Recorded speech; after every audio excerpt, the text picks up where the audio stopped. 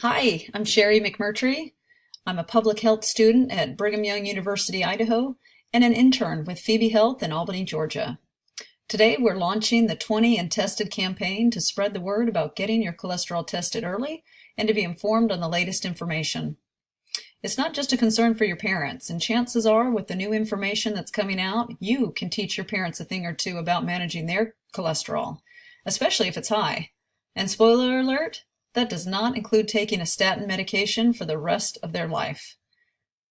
The first outdated statement to forget is that cholesterol is bad.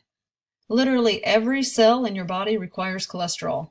It's so important your liver makes it if you can't get enough through your food.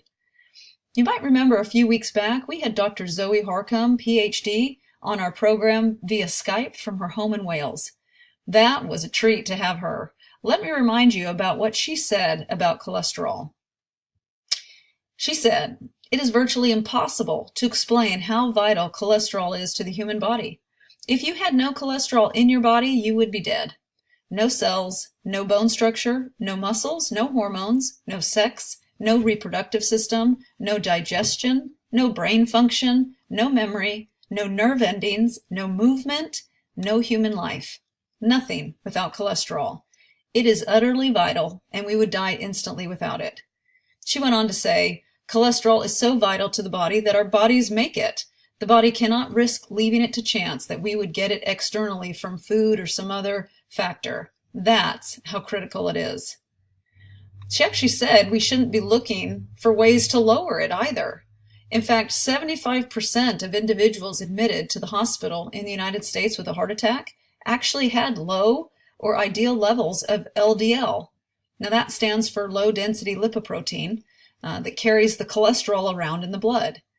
The other lipoprotein that's often measured is called high density lipoprotein, or HDL, and it removes the used LDL and returns it to the liver. These two numbers are most often associated with the bad and the good cholesterol. So a personal story to lead us into talking about the numbers that we actually should know and remember.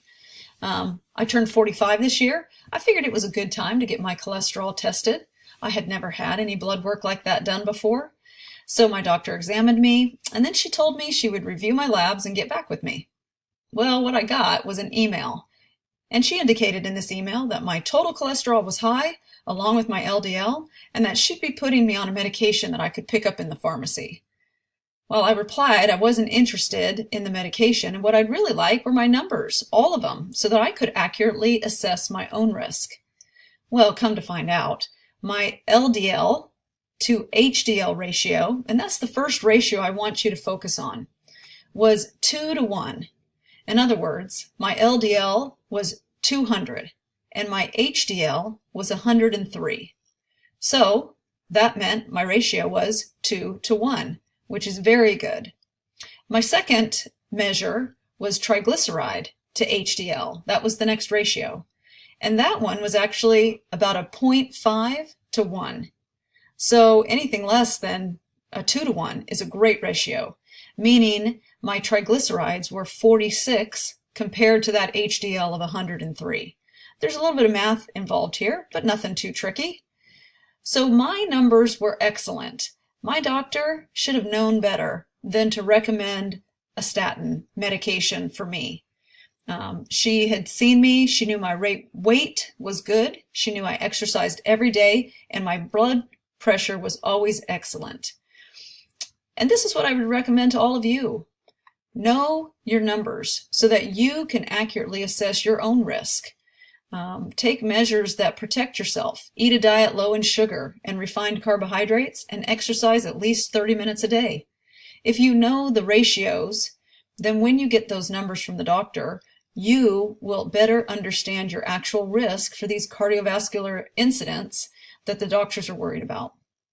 And don't be afraid to make these lifestyle changes over accepting a statin medication. That's what's most important. Knowledge is power. Join us next week as we talk more about statins and why stopping a fundamental body process from functioning can have very serious negative side effects. Until then, get your blood tested, Share your numbers with us on Facebook and Instagram, 20 and Tested. And we appreciate you listening today, and we hope you'll join us next time.